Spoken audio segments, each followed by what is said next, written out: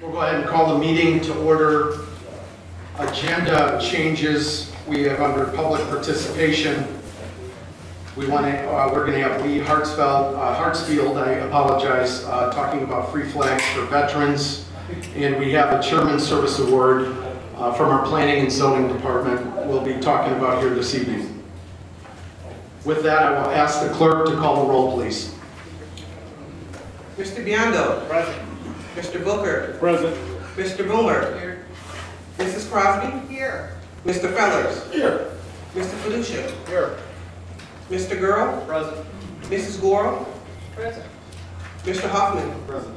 Mr. Jury. Present. Mr. Kelly. Here. Mr. McDonald. Mr. Nicolosi. Here. Mrs. Red. Mr. Salgado. Present. Mr. Schultz. Mr. Tassoni. Present. Mr. Webster. Here. Mr. Westcott. Present. Mr. Wilson.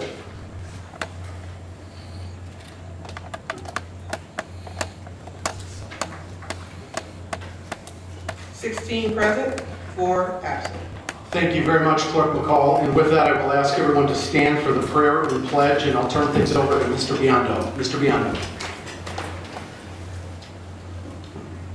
Heavenly Father, give us the wisdom and knowledge that we may provide leadership for our constituents, for who is able to govern without your guidance. Give us the eyes to see them, the ears to listen to their concerns, the hands to serve them in all we do. We need your intervention in finding solutions to problems that still persist in our society despite our best efforts. Father, help us prepare for issues that come before this body tonight so that we may make the best decisions for all concerned. Lastly, Father, help us to see not our differences, but how much we have in common. Please unify us in our ideas and in every action as we seek to create a community that is better each day than the day before. Amen. Amen. Pledge allegiance to the flag of the United States of America and to the republic for which it stands, one nation, under God, indivisible, with liberty and justice for all. Thank you, Mr. Biondo.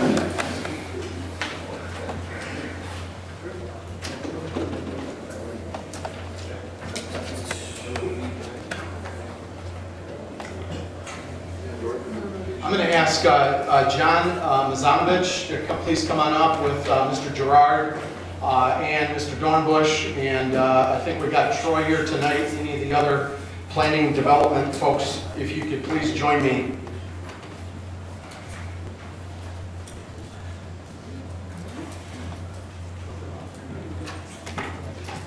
And as John's coming up, we want to, of course, acknowledge our former clerk, Margie Mullins, is making a cameo appearance here tonight. We give Margie a hand. Thank you, Margie.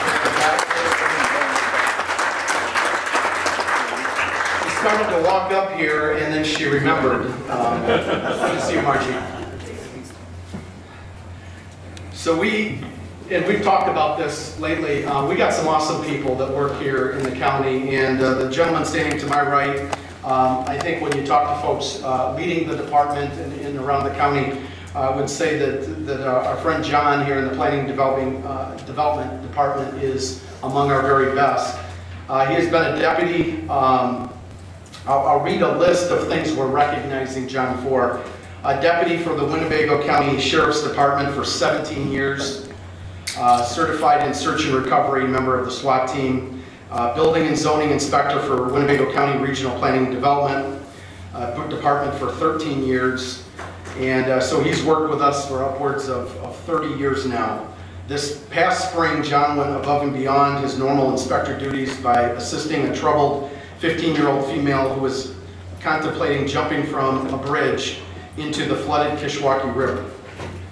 John was able to get to her, hold on to her so she didn't fall, so that other emergency responders such as the fire department could assist him in pulling her over back onto the bridge. He has, in addition to the many good things he's done here, he's ran and owned his own construction and crane business locally for 12 years, citizen of our great Winnebago County for 60 years. He has 3 kids, and he's very proud of his 3 grandkids. So we wanted to recognize John tonight with the Chairman's Service Excellence Award for everything he represents and everything he does for our community and our county. And so if you would join me in giving John a round of applause, please.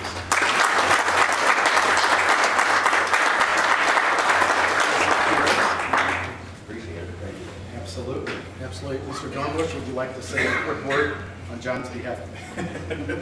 I'm just proud that John works for us, and that he's just one of the great people in our office that do things that are above and beyond, things like that.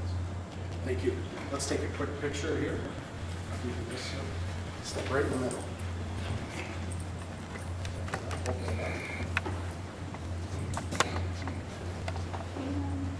1, 2, 3. Thank you. Thanks, John. Appreciate it.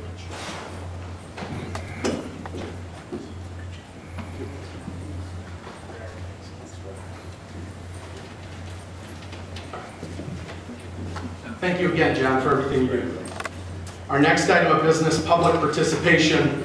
We have Mr. Hartsfield here to speak on free flags for veterans. Lee, do you mind coming on up here? Thank you for joining us today, sir. Had the honor of meeting Lee today. He came by the office and is very passionate about the topic he's going to be talking about.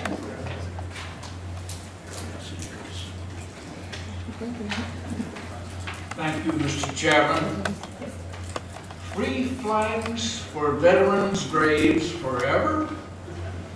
Well, forever ended abruptly in 1984, but Rockford area florists stepped up and provided the free flags for 25 years, until the deaths of some prominent supporters, forever ended again. But it resumed again, funded by direct mail solicitation, occasionally to be supported by this board. Anonymous donor in 2014 proposed a gift of $25,000 if we could match a community fund of $25,000. That would make $50,000. Should assure free flags for veterans' graves forever.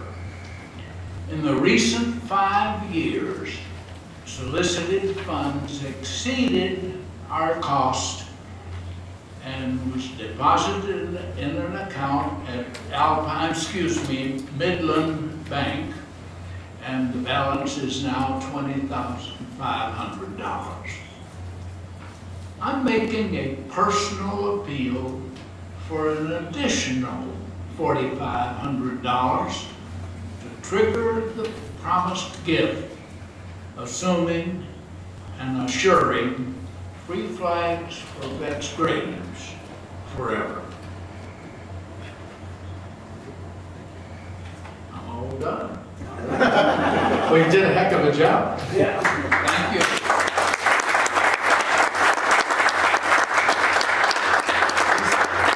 you. These guys don't normally clap at the end of this. Mr. Webster. So to make this a revolving fund, so to speak, you need another $4,500 to make this happen? I need $4,500 to get $25,000. Thank you. I would suggest we send this to our committee, our Economic Development Committee perhaps, and look into our host fee fund and see if we can't find $4,500 for a man that's dedicated so many years to providing flags for our veterans. I'd like to see that continue forever. Thank you. Thank you. Thank you. Thank you again, sir. We'll move into the business portion of our agenda, and I would just remind folks a couple things that we'll all agree to do as we do every meeting. Number one, only one person has the floor at a time. The rest of us will listen intently while you have it. When you do not have the floor, let's give everyone else or the person speaking full attention. With that, I would entertain a motion to approve the minutes from June 28th, 2018, and to lay over the minutes from July 12th, 2018. I have a motion by Mr. Hoffman, a second by Mr. Jury. Any discussion on the motion before the board, which is the approval of minutes? Seeing none, all those in favor signify by saying aye. Aye. Any opposed? Motion passes unanimously. Thank you very much. Announcements and communications. Clerk McCall. The items listed below were received as correspondence. And we will place those items on file. Thank you very much, Clerk McCall. With that, we will move on to our next item, board member correspondence. Any comments by board members? Seeing none, we'll move on to the chairman's report. I do have several items before we have our administrator's report. I will start. Julia did a very nice job of laying out a draft of a county profile sheet. That's before you. This is in draft form. Take a look. It has county board member names by district, our departments. We are among the hardest unit of government in the world to understand because there's so many different things going on here. And I've had board members request, could we put some of our information in one place? Take a look at that. If you have any thoughts, look at both sides, shoot Julia or any of us any thoughts. This would be something, if you go to a neighborhood group in your district, might be a good cheat sheet on county government. If you have any other thoughts on that, we'll talk about that offline. We're happy to take your input. Two is, I want to talk for a second. I know we have a couple of items tonight that I'm going to touch on here in my report, but I also want to talk budget and just share a quick perspective. There's been a lot of commentary about the budget impact on public safety. We have obviously had discussions over many, many months. Here's when we break this down. I'm very proud of this, is this county has invested very heavily in public safety. We are also attempting to balance a budget that was structurally out of whack. I do believe if you look at the data, you look at the facts, you look at the history, there's a lot of things that our previous board and our current board should be proud of. One of the things that is not being talked about in the budget discussion is capital investment, in particular in public safety and in particular in the sheriff's department. This is not opinion, this is things that the county board has done or will be asked to do very shortly. Number one, the new board, tailing on from the previous administration, approved 33 new SUVs at a cost of approximately $1.6 million. That is outside of the sheriff's operating budget, but it goes to public safety. Number two, the county board a few months later approved, near unanimously, Starcom radios. That did affect other departments, but the big user, of course, is our sheriff's department for obvious reasons, and it's a technology upgrade, something our board was very proud of. That was a cost somewhere around $5 million outside of the operating budget of the sheriff. The thing that will be coming to the board for consideration is probably the public safety item I'm the most excited about since I've been chairman, and that is this idea of what Mr. Booker's talked about. When I was a kid, we used to share police records. Then we stopped doing that at some point, and now there's a discussion among law enforcement agencies to start sharing records again. Well, that involves technology and IT stuff. That costs money. We will be coming and having a discussion with the board about an expenditure outside of the operational budget of the sheriff around shared records management. I think it's a very good story. As always, the board's going to scrub it, beat it up with tough questions, and look at all the factors. But these are things that are outside of an operating budget. What are other things that are outside of our operating budgets, in particular for the sheriff's department, at a time where we're having a lot of discussion around balancing fiscal responsibility and public safety? Number one, health insurance. Number two, pensions. Building maintenance, IT, property and casualty insurance. There are millions of dollars outside of our operating budgets for all departments, and including specifically our sheriff's department, that is part of the commitment towards public safety. We also have departments that provide services to public safety, core departments such as finance and HR. which are funded outside of these departments as well. One other thing I want to clarify is the 1% public safety sales tax. And Carla, correct me if I'm wrong, but in the beginning of 2000, fiscal year 17, in September 30th of 17, our 1% public safety sales tax had a reserve balance of about $11.7 million of reserve. We are projecting at the end of fiscal year 19, which is the budget planning process we're going into, that our 1% reserve balance, if things do not change, would be in the range of $6.5 million. We've gone from $11.7 million to a projected $6.5 million in a few years. I'm not sharing that for any other reason than to say that we are going, it's not that we're using reserves, it's the pace in which we're using reserves that has people concerned, and that begs a lot of questions. One of the things I've been reminded by Carla, and if there's even an ounce of this that I'm off on, I want you to correct me. One of the things that causes heartburn is that we have a delay in payments from the state on some of our sales tax for upwards of 3 months.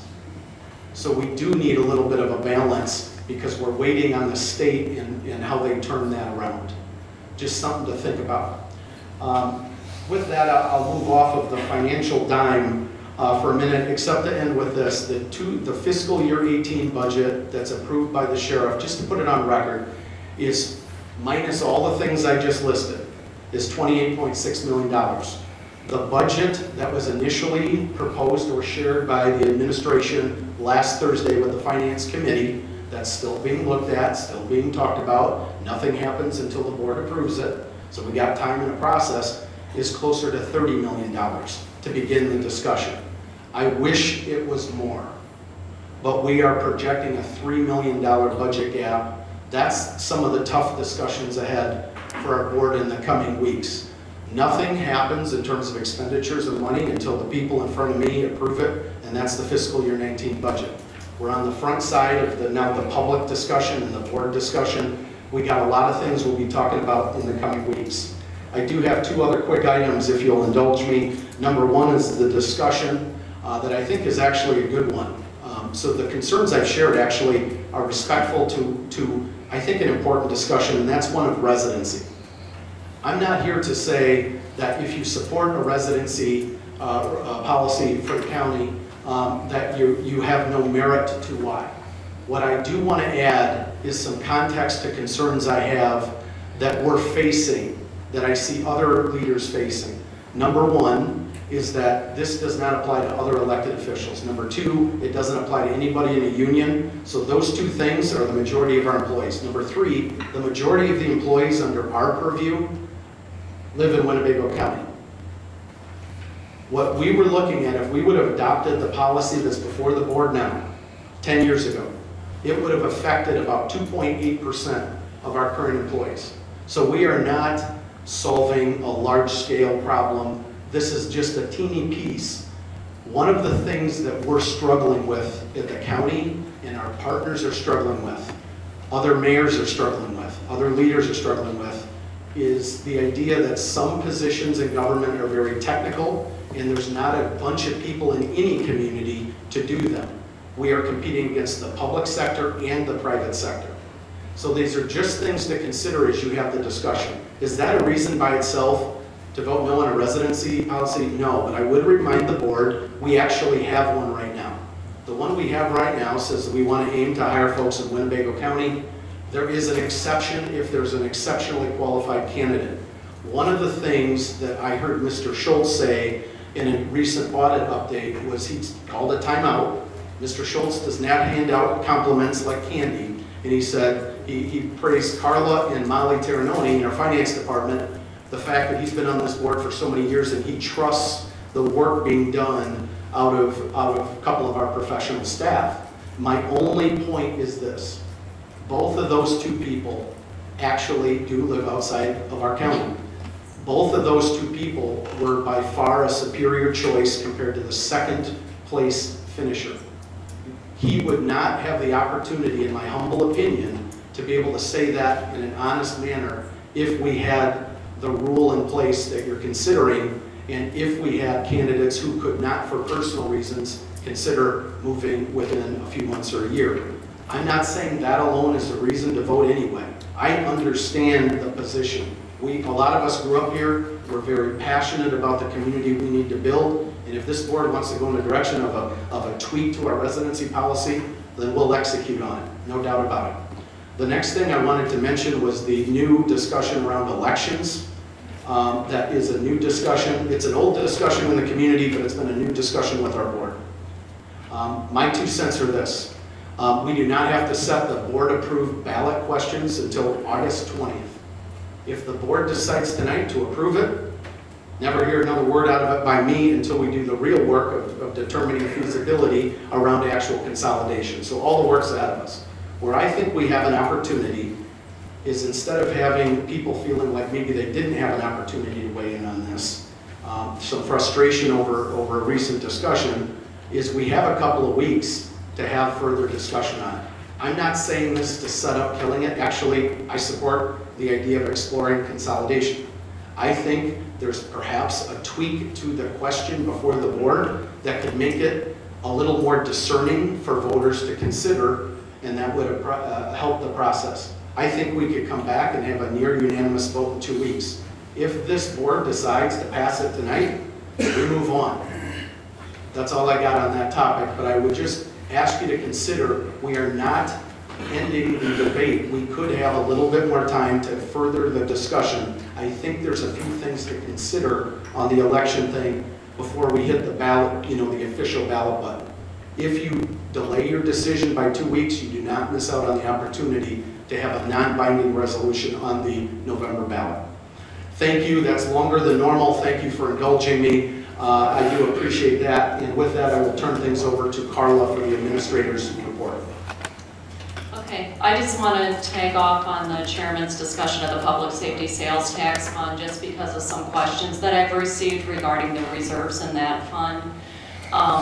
We recommended a minimum reserve of 3 months or 25%, because that's typically what the state lags behind in revenue.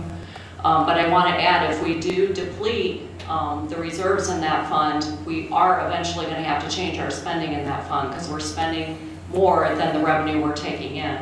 So once we deplete the reserves, we're going to have to change our spending. So I think it's better to start to plan for that now rather than waiting until we do reach that point. I also want to add that we can't always be guaranteed that the revenue levels we're at currently are going to continue. No one expected in 2007 that we would have a drop in our general public safety sales tax fund revenues of $7 million. Nobody planned for that. We could have more revenue, but I think we have to always be cautious and prepare for the fact that we could have decreased revenues. Our Animal Services Administrator plans to start on August 20th. However, he's very excited to start working with us at the county, and so he'll be working a day or two a week in the meantime. Some of the projects we have planned are to work with the city to come to an agreement for the services we provided them this year. We have some ordinance changes that will be coming forward to help us work better with our not-for-profit groups. And then we'll work on a future IGA with the city of Rockford and other municipalities to make sure that it's very defined what services we'll provide and what revenue we'll expect off of those services. The recommended budget worksheets from administration, along with the corresponding detailed position listing, will be distributed to the departments early next week, and then we'll plan on setting up meetings with anyone that would like to discuss them. I want to thank Lisa Alenardo, who's our new senior accountant, and Molly for all their help. They've really dug in and helped make sure that the information I'd come up with was accurate, so there'll be no errors in that information. We'll also be distributing a budget schedule. Next week, we'll plan on meeting on Tuesday and Thursday nights, but I'll send out a schedule with the departments we'll be talking to. Next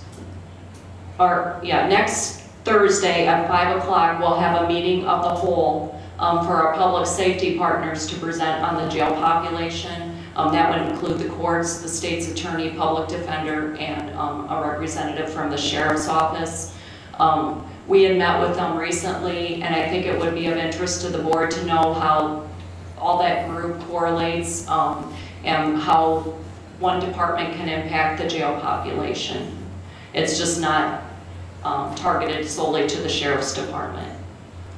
And then I wanted to mention that this week, the department head group, the chairman, Julia, and I met to develop action plans for the strategic planning goals that the board came up with. We have point groups that will lead the charge on the individual goals, and then we also establish reporting to the board to make sure that you're updated on the status of those goals. We heard at our retreat that you felt like these items had been identified before, but never any action taken on those. We talked about that in the group, and we're committed to making sure that we obtain those goals. And then I also wanted to mention, if you didn't see it in the Rockford Register Star this week, there was an article on the reform we've done in purchasing.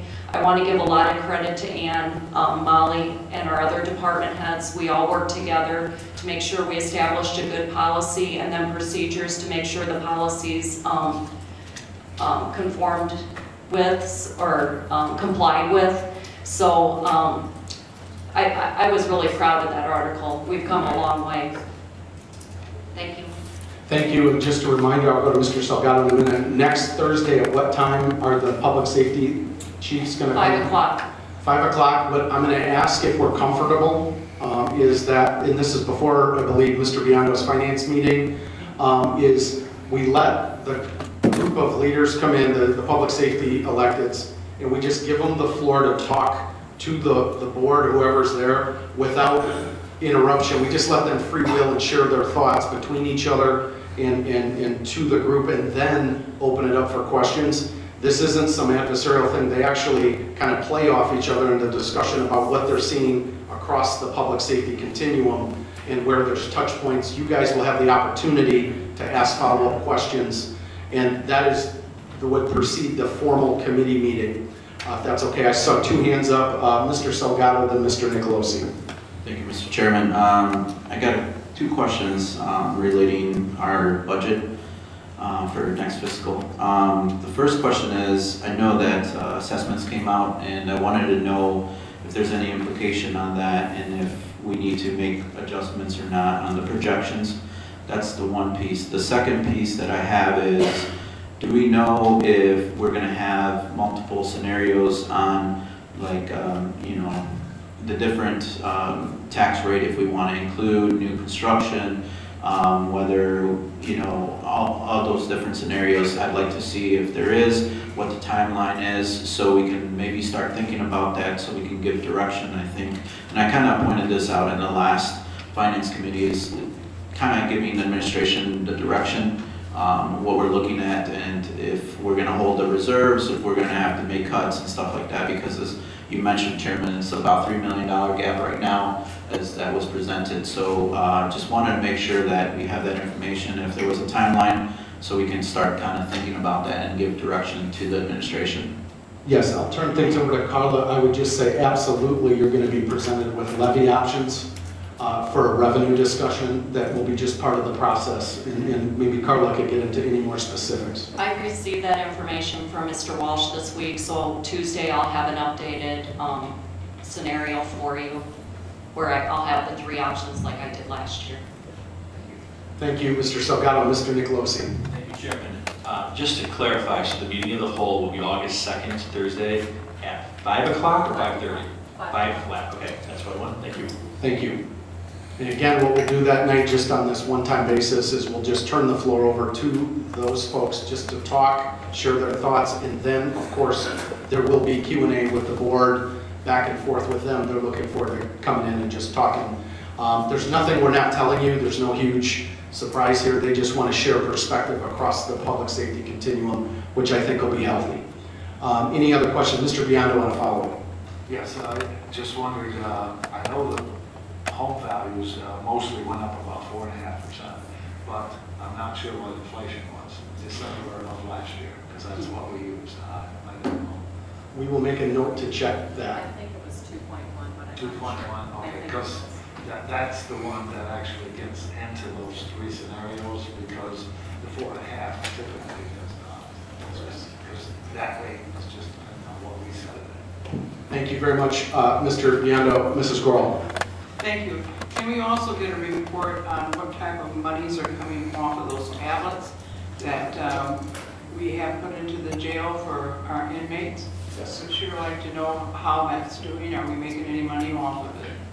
We are happy to provide an update at the right time on that. Carla, do you have anything you wanted to add? Yeah, we are collecting revenue on that. I'll get you an exact dollar amount, but it tends to be a little bit lower than our previous contract so far. But there is a guaranteed minimum. Mr. Carner, since you're here, any follow-up on the jail? We don't have to get into it now, but just so we're on the same page, we'll get an update to everybody, make sure that that information is shared with the board, if that's okay. Thank you, sir. Mr. Jury. Thank you, Chairman Haney, for your report. I have a question for Carla. The financial situation of this county is not good. You say we're going to end up with roughly a $3 million deficit this year. That's where we're at right now, but as I explained in the committee meeting, if the revenue continues to trend upward, I think we can move that estimate up. And then we haven't gotten our quotes for health insurance, and I'm hoping they'll come in lower than they did last year. So there could be some movement there to close the gap. Well, thank you for the work that you do. First, before I go on, I really appreciate Thank the you. fine work you do. I'll be leaving this board at the end of this year, and I'm very concerned about the financial situation of Winnebago County. We've cut back on so much over the years, and I know our indebtedness is really something that we have to struggle with. So I'm asking you, the financial picture for the next couple of years, are we going to have to go out and bond money to operate? I think we're going to have to do that, but what's your assessment? Well, I think we have to find revenue solutions because bonding out, we have to find the money to repay it. So, and then we have interest on top of that, so that really doesn't long-term solve the problem. So I think we have to explore some revenue options. And I'm also concerned about the revenue coming into the county. We need additional revenue to come out of the situation we're in. So we need to work hard on economic development and try to get businesses here who will help alleviate some of the pain. Thank you. Thank you very much, Mr. Jury. We'll move on to our next item of business, and thank you for the report, Carla. Is the consent agenda. With that, I entertain a motion to approve the consent agenda, which includes the raffle report and the bills. I got a motion by Mr. Fellers, a second by Mr. Jury on the consent agenda. Any discussion on the item before the board? Seeing none, all those in favor signify by saying aye. Aye. Any opposed? Motion passes unanimously. Thank you very much. Next item of business, standing committee reports. Our first report is Mr. Biondo and the Finance Committee.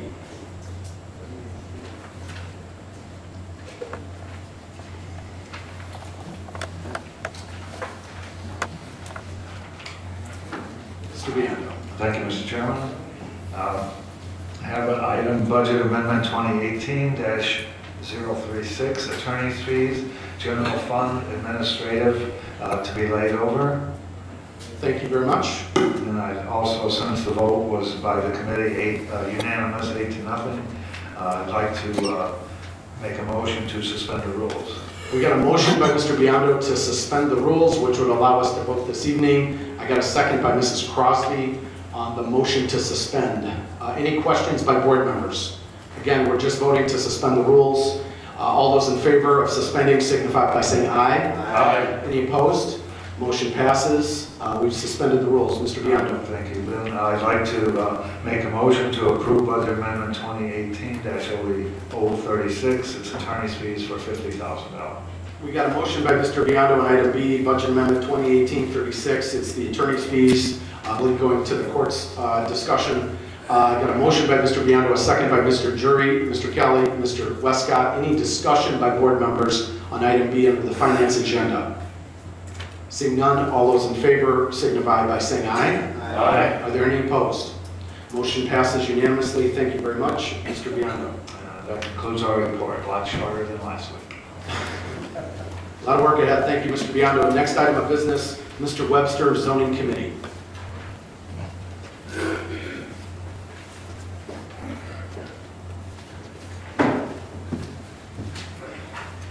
Thank you. Your zoning committee has 4 items this evening. The first 2 are map amendments to rezone. Both of them were requests for solar farms.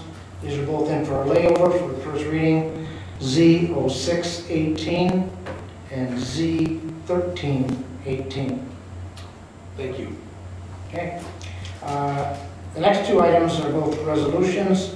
One is a resolution confirming the zoning board of appeals per diem. And I would move to approve it. We got a motion by Mr. Webster on the resolution confirming the zoning board of appeals per diem. I got a second by Mrs. Gorel and Mr. Fellers. Any discussion on item 3 under zoning? It's the per diem discussion. Seeing none, all those in favor signify by saying aye. Aye. Any opposed? Motion passes. Thank you very much. Mr. Webster. Thank you. The next is a resolution addressing certain concerns with regard to solar farms, and I would move to approve it. Okay, we got a motion by Mr. Webster on a resolution addressing certain concerns with regard to solar farms. I got a second by Mrs. Gorel and Mrs. Crosby. The item is now before the board. If I could, Mr. Webster, if you don't mind giving a quick overview of what those concerns may be. Sure. When the solar farms, the whole issue came to surface here recently, the concerns that I heard the most from concerned the 3 items that I'm addressing in this resolution. One was the use of prime farmland. Should we or should we not allow the use of prime farmland? 2 was the agreements on these things to decommission them. In other words, at the end of their lifespan, is there an ironclad agreement between the landowners and between the parties that are erecting these things to come back and tear them down and put the land back in its former condition? That's the decommissioning. And the third is an issue that I've heard from local labor about wondering, is local labor going to be available for the building of these things? And so I heard this from a number of people, the leaders in these various areas. We talked about this a lot at our zoning committee meeting, our last zoning committee meeting. To that end, we decided we will have another meeting on the 8th of August, a zoning meeting, not to vote on anything, but to do some brainstorming about these 3 areas and more. There could be a lot more things coming up. So to that end, I want to involve all our local stakeholders, as we would say, or anyone that's really got any interest in this. So I invited Richard Booth, who's the head of the Farm Bureau, the president of the Farm Bureau, to be there. I want to hear the Farm Bureau's side of things, because Farm Bureau members themselves, some are in favor of using their prime land and some are not. So between themselves, they're not sure. But anyways, I'm hearing from Richard Booth, president of the Farm Bureau. Dennis Anthony, I reached out to Dennis Anthony. He's the one who runs the Soil and Water Conservation District. And that's where we get our reports from them about prime farmland. That's part of the discussion as well. It's like, what constitutes prime? So Dennis will be there as well to go run by the numbers for us. He's got tons of numbers to weigh in on that. And then part of this was but suggesting to look to other areas of the farm before using up the prime farmland. And so to this end, I heard from Connor Brown, and Connor's the head of the Realtors Association. And so then I heard from him again today. We had another talk today. And Connor is going to be there as well. And he wanted to make sure that, I told you that, they're definitely not advocating making this an ordinance. And I told him I would definitely say that. So also some of the other players in this, the stakeholders, whatever. I talked to Jake from Project First Rate today as well. And Jake would like to be there to weigh in on the labor end of things. So I'm trying to touch all the bases on this, and our next meeting, like I said, we're not going to vote on anything. It's just to collect ideas, information, concerns, and then our committee. We're a team, so our committee is going to have to work on this and see what we need to do. Do we want to leave this the way it is, acceptable under a map amendment? Or do we want to keep it in a map amendment but go to Ag 1 or Ag, because it's an A2 now? Or do we want to go to a special use permit? And so there's a lot of discussion that needs to happen about these solar farm uses. And so to that end, that's the point of this resolution, is just to get it out there, to show folks, show the general public that we are aware of concerns concerning these solar farms, and set up a meeting where we can all weigh in on that, as Mr. Fellers pointed out, maybe a whiteboard type of meeting. And let's get all these ideas together and go from there. So, Mr. Webster, just to paraphrase, this is not an action to change policy. This is basically a resolution affirming there's going to be a formal discussion with some community folks. Is that correct? Absolutely. It's a resolution. That's all it is. Yes, sir. Just want to make sure we're clear. Thank you very much for the overview. Mr. Fellers and then Mrs. Crosby. Thank you, Mr. Chairman, and thank you, Mr. Webster, for that description. I would like to make it clear, though, that this resolution, while it's a resolution, is setting a general advisory policy on all the things that we actually want to discuss in 2 weeks. And I've made the point that it's a bit premature because it says that we prefer that you not use prime land. We prefer that you do this. The point of the meeting in 2 weeks would be to connect all of these different items out there. And, I think that, as I said this in committee, yesterday, that I think in 2 weeks before that this resolution is premature for that because it does start to dictate what our preference as a board is. I, for one, am personally against the first line in which we dictate, in which we suggest it is not our preference to use prime land. Right now, Illinois farmers and Northern Illinois farmers are facing issues with trade, with tariffs, and I don't want to put any restrictions on how they diversify their own portfolios. If they want to let a field lie barren, they should be allowed to let a field lie barren and collect the money from the federal government. If they want to lease that for a solar farm, they should be allowed to lease it. It's their land. They get to choose how to do that. And I don't want to put any restrictions at all. I still feel that this, even though it's a resolution and not an ordinance, puts the preference that the county board is putting somewhat restrictions and sets a precedent that a developer coming to the ZBA or the zoning committee would have to meet these. I don't think that's what our intention is. So as I said, I think that this resolution is premature and that we should wait until we have taken all of the issues at stake when it comes to these solar farms before we vote on anything and put it in writing and put it out to the public. Thank you, Mr. Fellers. Mrs. Crosby. I concur with Mr. Fellers, and I too have spoken with Connor Brown at about 5 o'clock today. And I told him that I was going to amend this, and he was in agreement. So I'm very pro private property rights. And we don't own the land, we didn't pay for the land these farmers have, and we have no right to tell them what they can and cannot do with their land. So I'm going to amend the motion. If you go down to the 5th paragraph, I'm going to delete the land where solar panels are placed is not considered prime farmland pursuant to the land evaluation portion of the lease of systems, and I'm going to make paragraph 2, paragraph 1, paragraph 3, paragraph 2, and I so move. So we have a motion, and there's no way I'm going to get that one right, so I'm going to come back to you here. We're going to delete paragraph 1.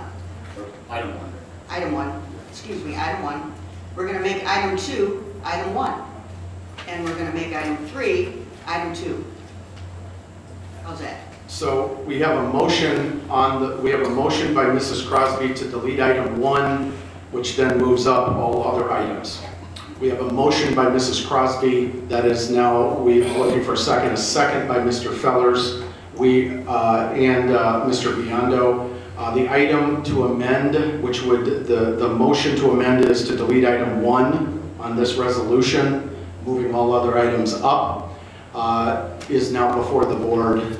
Any questions on this particular item? Yes, Mr. Schultz. This is an area that there's strong emotion on both sides. We understand that. The issue of prime farmland is a big deal to developers because it's available and it's, yeah, there are reasons that they want to develop that property.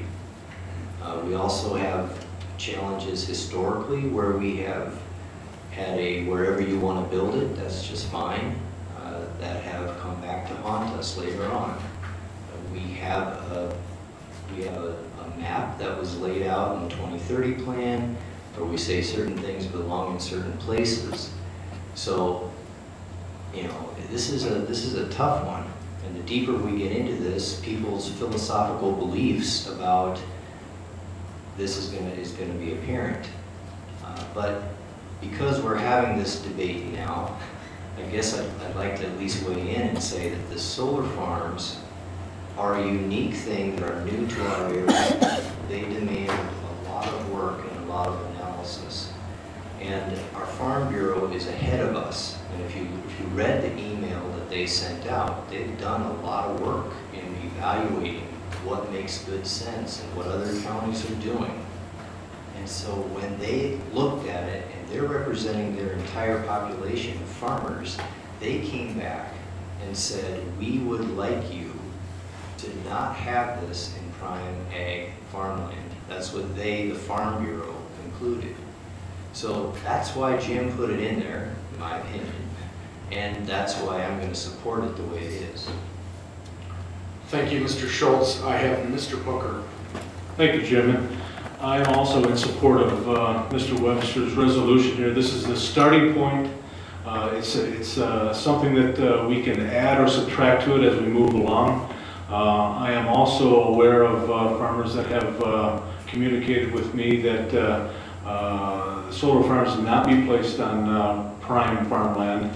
And as I spoke in committee, I feel that this is, again, it's a starting point. It's similar to our Republic's Constitution where there's amendments, changes, and so on. It's a living document. It's just suggestion at this point.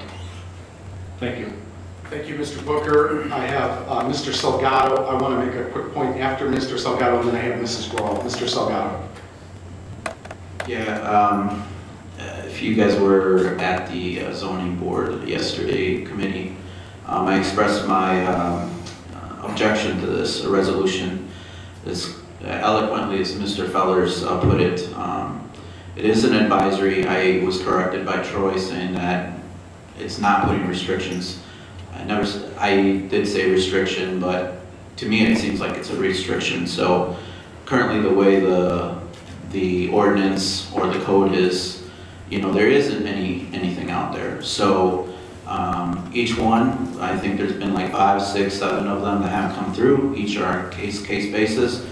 I propose that if we strongly feel those are the things that need to be corrected, they should go back to the Zoning Board of Appeals to have further discussion and to lay out some of the groundwork for that, especially with relations to the decommissioning, as we saw with one of them that's being laid over, Borrego, where they went back to, you know, Owen Township to actually put an agreement between the township to put bonds and stuff like that in case they ever decide to decommission it.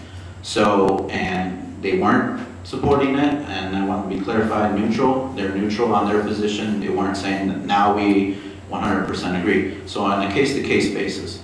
So my perspective is, as Mr. Feller says, it's an advisory, kind of prohibiting people right off the gate. Here you go, here's some recommendations. I fully think they should go back to the Zoning Board of Appeals to have further discussion and to lay out some of the groundwork, because currently the way the code is, there are no those restrictions, and so it's limiting that aspect of it. So with that, I just wanted to point that out and bring it out to attention. Thank you. Thank you very much, Mr. Salgado. I have a question. I did not, and I apologize, attend the committee meeting here recently, so it's not a leading question. I just want to know the answer. Was there any discussion about sequence. If you're going to have some community experts, leaders, interest folks, people who have an interest in this coming to talk to the group in a few weeks, was there any discussion in committee about the sequence of, do you pass this and then have the discussion, or do you have the discussion and then entertain the resolution? And I'm just asking so I understand the conversation. I saw a couple hands shoot up. Mr. Fellers, then Mr. Schultz, and I apologize, Mr. Webster, did you want to start? Yeah, the statement was that we're not going to be voting on anything. This is just gathering information. I call it fact-finding, call it whatever you want. It's just discussion. Let's get some ideas out there. When we look at what came out of the Zoning Board of Appeals, some real things came out of there that might make you think as well. Like one fella on there, he said, gee, we ought to make this so these solar farm panels have to be built in Winnebago County. You know, well, that's a non-starter there as well. And so when we have this open discussion among a number of us there, we'll get a better idea and a better feel for things about what we need in this county, what direction we want to take with these solar farms. And to that end, that's why I came up with this. This falls under the no good deed goes unpunished. I'm just trying to lay a little groundwork down here to make people aware that we are aware of what's going on and we want to continue to work on this. And so if we get a bunch of thoughts and ideas put together on this, then at a following meeting, we can see how many have merit and how many don't, and continue on from there. This is just a starting point, a jumping off. Yes, sir. Thank you, Mr. Webster. Mr. Fellers, then Mr. Schultz. Mr. Fellers. Thank you, Mr. Chairman. It's funny, Mr. Webster and I have different points of view on this, and I kind of feel like we're both arguing the exact same point. This feels very much like ready, fire, aim, right? Let's not fire off a resolution with potential restrictions and until we actually add the meeting. Have the meeting. Point of order. Oh, point of order, Mr. Keller. Yes. The motion before the body right now is Crosby's amendment. Yes, absolutely. That is discussion should be restricted to that. I believe we're in bounds on the discussion, but I understand your point. Mr. Kurlikas. Thank you, Mr. Chairman. I believe Mr. Kelly is correct. The motion on the floor is the amendment, and the discussion should be restricted to that topic. About whether or not to amend the item. Mr. Fellers, I'll go back to you with that parameter. So, as said, if that is something that, if we are going to pass this tonight or vote on this resolution tonight as written, I would say I would support Mrs. Crosby's amendment, because obviously this is one of the most controversial issues within this. You know, no one here is arguing about decommissioning, no one here is arguing about local labor right now, but we are fair amount of us arguing about prime farmland. So let's pull this out so that we can, you know, have a good discussion in 2 weeks at zoning committee, so we get what the board's preference is correct the first time, not the third or fourth or fifth. Thank you, Mr. Fellers. The item before the board, as Mr. Kelly appropriately mentioned, is to amend the resolution to delete item 1, move up all other items. I have Mr. Schultz on a follow-up to this discussion that I do need to get to Mrs. Grohl. Mr. Schultz. The urgency related to getting something in front of our public on this issue is that this is the time where companies, the developers are scrambling to take advantage of the tax credits, and that's why we have this rush that's coming forward right now. It's going to take a lengthy amount of time for us to hear from the variety of sources that Mr. Webster referenced. It's going to take a significant amount of time to get that form of a draft for solar farm ordinance, whether it's special use or a modification where we add additional items to our UDO related to solar farms. It's going to take a substantial amount of time to get that draft to the ZBA, have them have hearings on the conversation, and bring that forward eventually for the board to pass. In the meantime, this rush of solar farm developers is going to keep coming. And we're We need to have something on the table, in my opinion, and these 3 items get something on the table in front of those developers and gives them some indication. We'll find out tonight whether or not prime farmland is something that this board has a majority opinion on. We'll find that out. But I'd like to have the vote in the context of give the developers something to go on. Thank you for the context, Mr. Schultz. Mrs. Gorel, and I know I had another hand up, and I apologize if I went over her. Mrs. Gorel. Thank you. I agree 100% with Mr. Schultz. He sees the whole picture. This is actually to protect farm land. If you were to see how some of these are written, we had a document put in front of us from one of the townships. It is perfect because it actually protects the landowner and it protects the land. And this is something that we would probably put together and hand it to the person who is a contractor for the solar farm. And our job is to protect that farmer and it is to protect that land. And this is what we're working for. Mr. Schultz is right on target right now. We're going to have a whole rush of more people coming with these solar farms, and we want to be prepared for that so that we can. So our job is to protect that landowner and that prime land. Thank you. Thank you. Thank you very much, Mrs. Gorel. Before I go back to Mrs. Crosby on a second time here, is there any other folks that want to mention anything for a first time? Mrs. Crosby. Well, here's my concern. These farmers have bought and paid for that land, and they can lease that land maybe for $150 an acre or $200 an acre or $300 an acre, but they can rent that land to a solar farm for $800 an acre on a 15-year lease. So we're talking inheritance, we're talking estate planning, and now we're putting the camel's head in the tent. And we're saying that we're very concerned about prime land, but we don't own it. We didn't pay for it. We don't take care of it. But now we're going to dictate to them eventually, because that's where this is going, on what they can do with that land. That's where I want, in this discussion, number 1 out.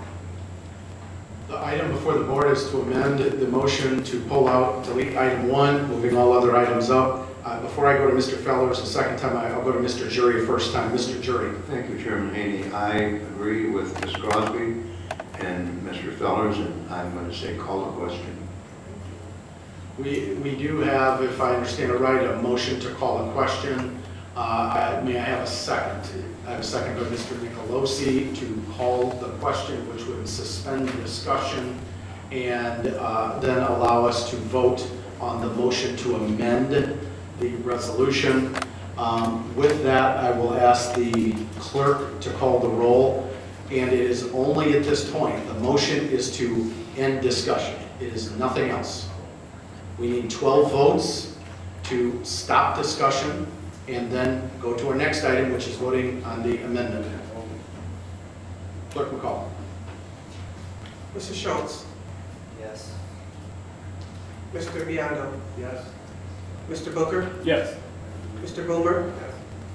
Mrs. Crosby. No. No. End discussion. Yes. Mr. Fellers. Yes. Mr. Felucia. Yes. Mr. Girl. Yes. Mrs. Gore. Yes. Mr. Hoffman. Yes. Mr. Jury. Yes. Mr. Kelly. Yes. Mr. McDonald. Yes. Mr. Nicolosi. Yes. Mr. Salgado. Yes. Mr. Tassoni. Yes. Mr. Webster. Yes. Mr. Westcott. Yes. 18 yes, 2 absent.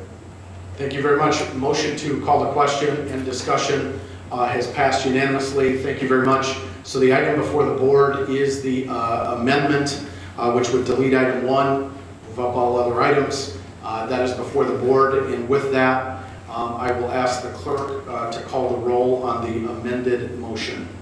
A yes vote would then delete item 1. Clerk will call. Mr. Tassoni. No. Mr. Biondo. Yes. Mr. Booker. No. Mr. Boomer. Mrs. Crosby. Yes.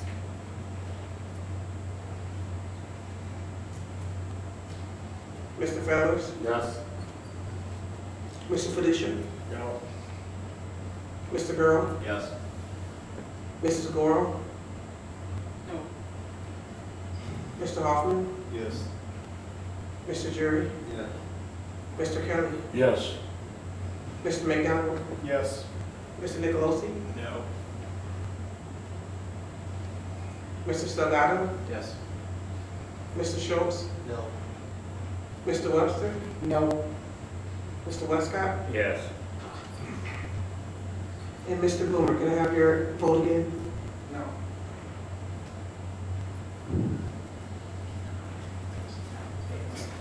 10 yes, 8 no, 2 absent. So the motion to amend has passed.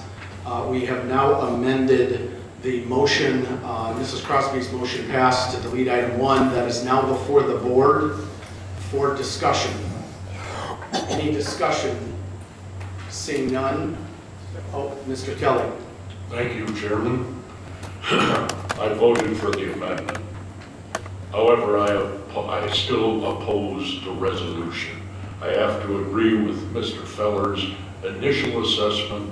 This resolution is premature.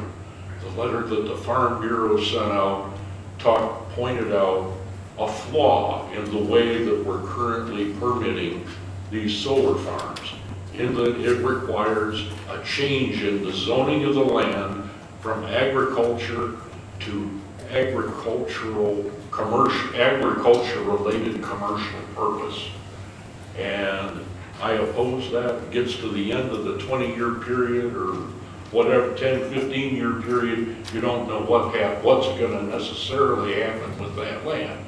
And they were suggesting that we adopt a policy more like what I believe Boone County has, where it maintains its agricultural zoning, but requires a special use permit that you can attach all kinds of conditions to and consider on a case-by-case basis by application.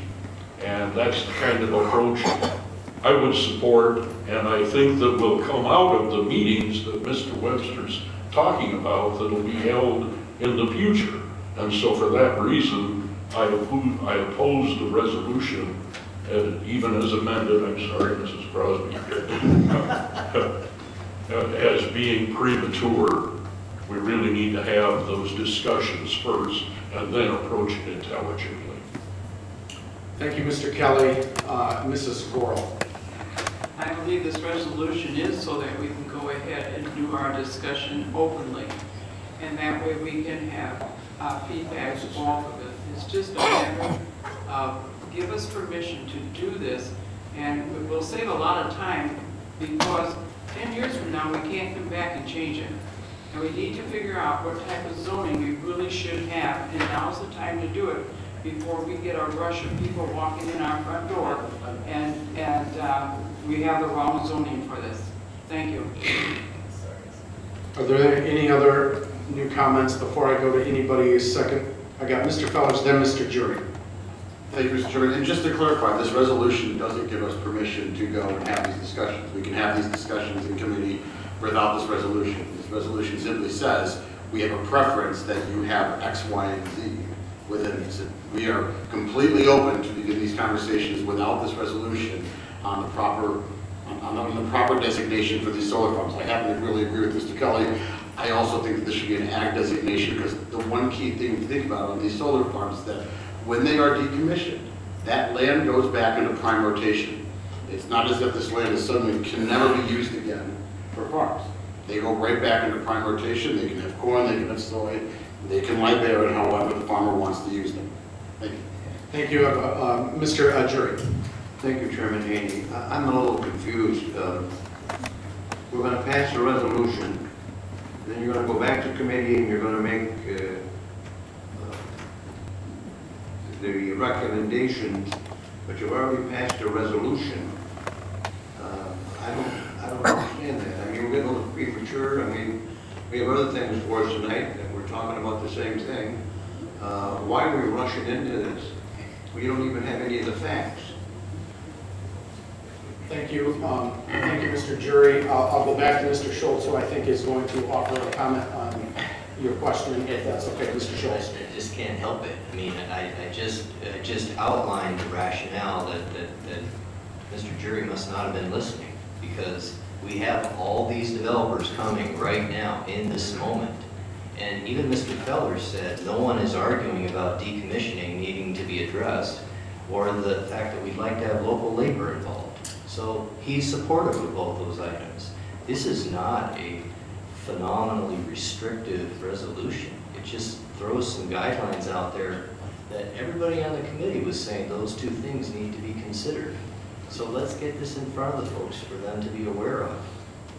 And I'm wondering, as a side note, forgive me, if we're getting as many of these applications because we have not already, like Boone County, given some pretty clear direction. I think the gate is a lot wider for Winnebago County because we're not there yet. Thank you for the follow-up, Mr. Jury and Mr. Schultz.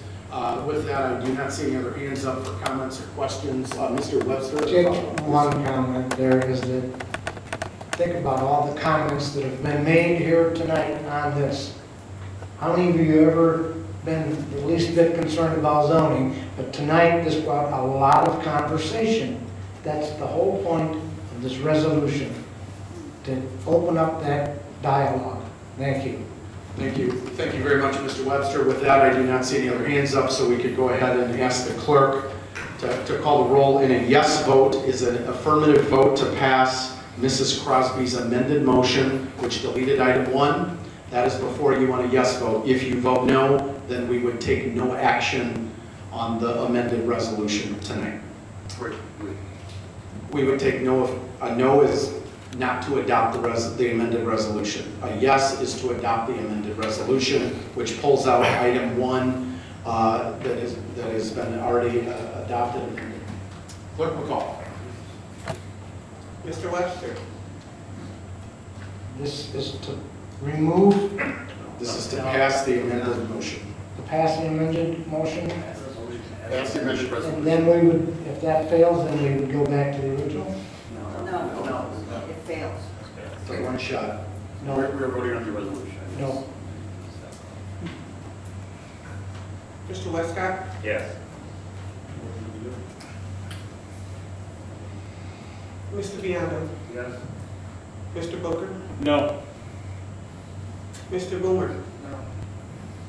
Mrs. Crosby? Yes. Mr. Fellers? No. Mr. Felicia? No. Mr. Girl? Yes. Mrs. Gore? No. Mr. Hoffman? Yes. Mr. Jury? Yes. Mr. Kelly? No. Mr. McDonald? Yes. Mr. Nicolosi? No.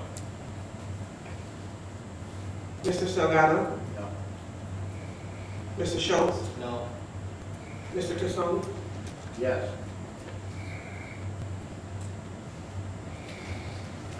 8 yes. 10 no, 2 absent. So the amended resolution fails. Thank you very much for the conversation. And based on this discussion tonight, there's going to be a lot more of it in the coming weeks. So thank you very much, Mr. Webster. Anything else, sir? Thank you. Thank you very much.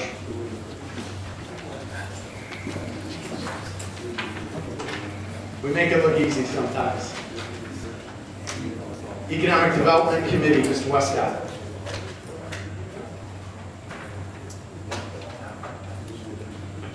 Thank you, Chairman.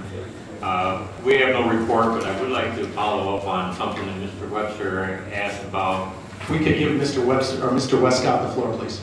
About the $4,500 that Mr. Hartfield needs for his program, and I would like to have a conversation with you next week on this.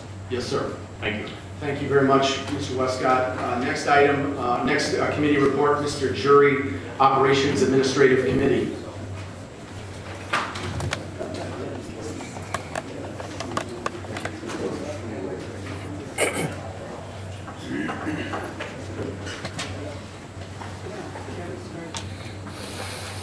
Thank you, Chairman Haney. Thank you, bring a stool up here, but we'll go ahead. Thank you. Your Operation Administrative Committee has several resolutions and ordinance before you this evening. The first one is an ordinance amending Chapter 50 of the Winnebago County Code, and I move for its adoption. We have a motion by Mr. Jury on item B, the ordinance amending Chapter 50 of the Winnebago County Code. Point of order, these are to be laid over. Actually, what we'll do then is acknowledge that the item is in for first reading. With your permission, Mr. Jury, Right. and I'll turn it back over to you for item B. The item is in for first reading. Thank you. And this is one for first reading. Okay. The next resolution we have from the County Board of Winnebago County, a resolution submitting an advisory question on public policy to the electors of Winnebago County, and I move for its adoption. We got a motion by Mr. Jury on item C under operations. It's the resolution of a submission of advisory question of public policy to the electors of Winnebago County. I got a motion by Mr. Jury. May I have a second? Mr. Nicolosi, thank you, and Mr. Westcott. Item is before the board. With your permission, Mr. Jury, I'll ask you to just give a quick overview of what this item entails. What this item does is give the electorate of Winnebago County, whether you live in the city of Rockford or New Milford or Cherry Valley, is simply ask, shall Winnebago County have one election authority? The reason for that, understand that Rockford would have to be the municipality to put it on the ballot. But I believe every citizen in this county should have a say whether they want one or two election authorities. That's what it really boils down to. The wording, if somebody doesn't like the wording can always be changed by amendments, but it's merely asking a simple question. Shall Winnebago County have one election authority?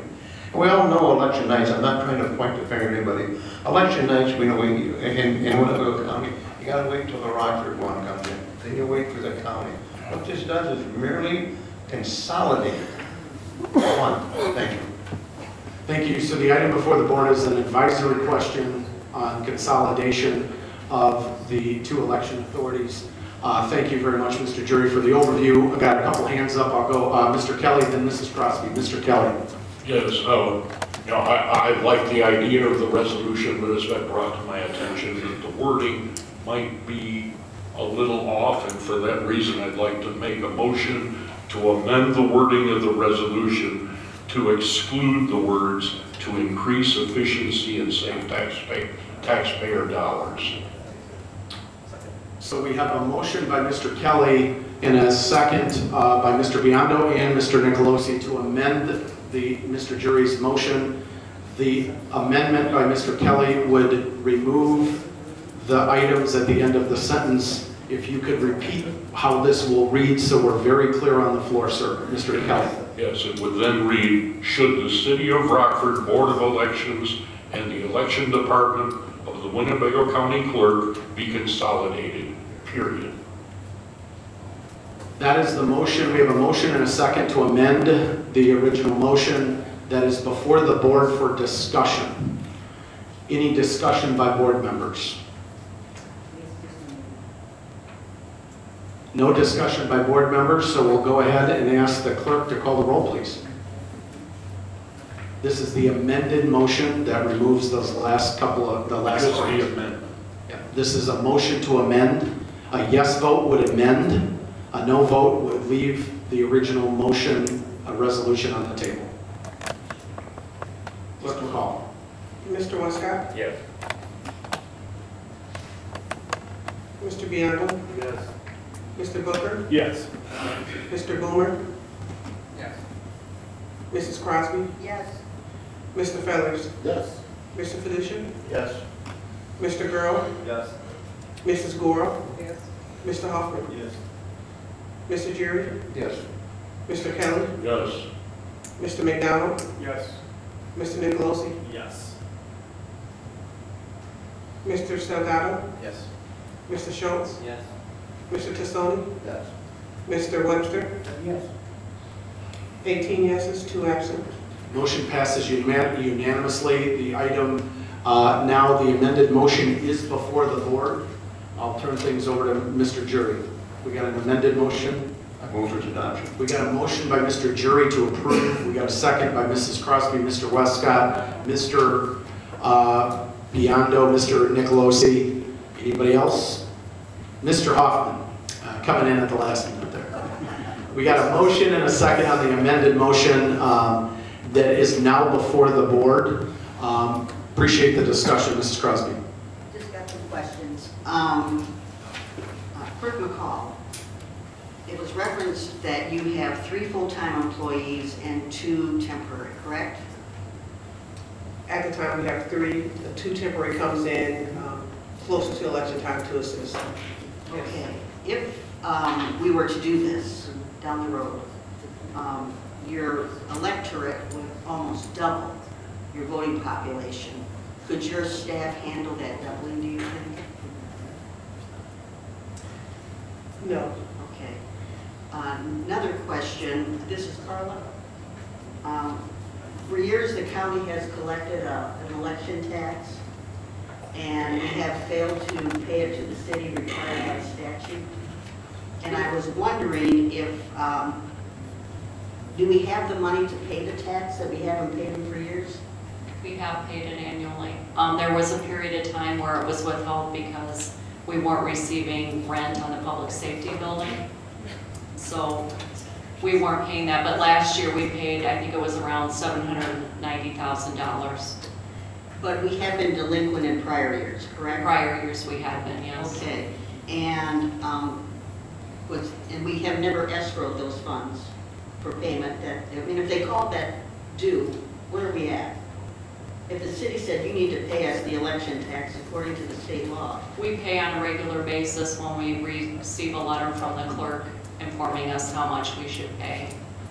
But I guess my point is, we've been delinquent in the past and they've never collected those funds, correct? No, if they've been caught up. Okay, very good. Mr. Krolinkas, what changes in the state law are required to facilitate this? So if we were to combine our election bodies, what would have to change at the state level? In order to combine them, the first thing obviously would be that the city of Rockford would have to have the referendum to do this. Okay. Recently, I believe the General Assembly has passed a statute, or amended a statute that allows now in DuPage to, I believe they have a commission though too. So they're rolling their commission into the clerk's office. So I'm not sure at this point that a change in state law would be required after a referendum combining these two went through. So I'm not sure. I'd have to check with the State Board of Elections to see whether any additional legislation would have to be done. But it's a little bit different situation in DuPage. Like I say, it's all predicated on the fact that the referendum would have to be successful in the city of Rockford first. Okay, thank you. Thank you, Mrs. Crosby. And Clerk McCall, were you ever, did anybody ever ask you for advice or input regarding this resolution? No. Okay. I'm done. Thank you, Mrs. Crosby. Just so we're clear on the floor on what we're voting on, what's before the board is the amended motion, which is an advisory question that would be for all voters in Winnebago County, so it would be on the November ballot. It is advisory in nature, so if the board takes action and there's an advisory question and the community comes back with an affirmative percentage of people favoring it, that does not bind us to consolidate or mean that we need to explore. If they come back in the negative and say, we don't want to explore this, that does not prohibit us statutorily from exploring in the future. It is merely, as I would say, to take the temperature on what the community's feeling would be. If, and I think Mr. Jury made a good point the other day, if there's an affirmative, if we take the temperature and there's an affirmative vote, then all the work would still be ahead of us. Yes, there's been previous studies, the League of Women Voters a few years ago, and then I believe a few years before that. There's other discussions in the state How there would be a discussion, or how a consolidation would occur would be part of a future discussion. Again, this is not a binding resolution, this is an advisory ballot question that's before the board. Any other discussion, comments, questions? Mr. Booker. Thank you, Chairman. Of course, I'm all in support of anything that saves citizens money, as I believe anybody would be along with our citizens. But my question is, I just want to make sure that we're not blindsiding another body. Has there been discussion with city council, city legal on this, or is this something that we're just going to go up, or where the city body would go, whoa, wait a minute, where's this coming from? So that's it. Thank you. Mr. Jury would like to comment on that. Thank you. Aaron, this topic has been on the books for 70 years. I mean, not 70 years. Since 1970. That's 48 years. When I was a young man at 27, I worked in this community for Ben Sliker, going back to the 60s. And in the beginning of the 70s, they wanted to combine it, and no one made a move. We're still not saying go ahead and do it. We're merely taking the temperature, which the chairman said, shall we or shall we not? We don't have to ask the city of Rockford what their temperature is. We're merely asking the voters, the people who pay the bill.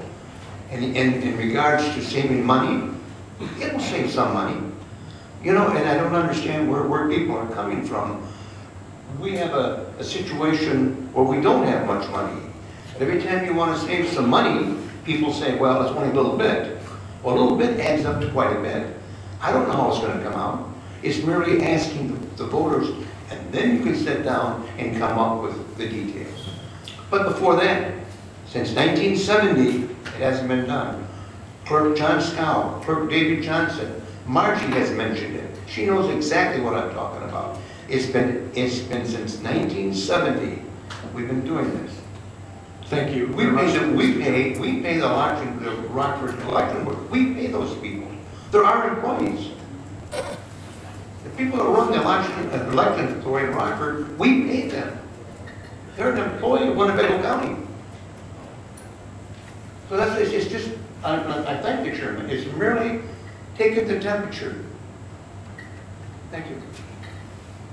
So the item before the board is the non-binding resolution that has been amended on the board floor that stripped out the language on the taxpayer savings. The only comment I would make towards the communication and then just the savings part is I'm glad we removed that language, not because there might not be some efficiencies from a future discussion, possibly once explored. It's that occasionally in these discussions, there could possibly be maybe potential upfront capital cost or not. I honestly don't know, but I wouldn't want to put something on the ballot. I'm glad we removed the language on that, just so it doesn't get clunkier and tripped up. In terms of the communication, I think there has been discussion. However, I would also say it could have been better with our partners. From my perspective, I do appreciate the amended motion that took out the language I personally had a concern with. Appreciate the board doing that. I think that's the more correct way to do it.